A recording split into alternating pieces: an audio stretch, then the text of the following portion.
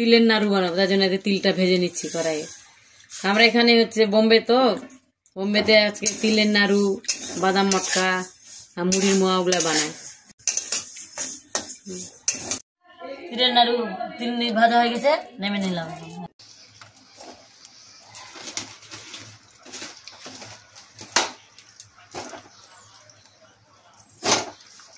তিলের নাড়ু বানাতে যেন গুড় ইয়ে করে নি। এবার তিলটা ঢেলে দেবো।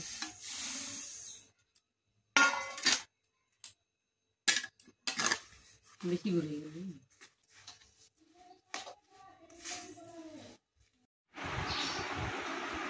শুভ মকর সংক্রান্তি। মকর সংক্রান্তির মধ্যে আমি এই যে তিলের নাড়ু বানালাম। তিলের নাড়ুটা বানানো কেমন লাগলো কমেন্ট করে জানাবেন। আর ভালো লাগলে সাবস্ক্রাইব করুন, লাইক করবেন, শেয়ার করবেন। এই বলে ভিডিওটি এখানে শেষ করছি। নমস্কার।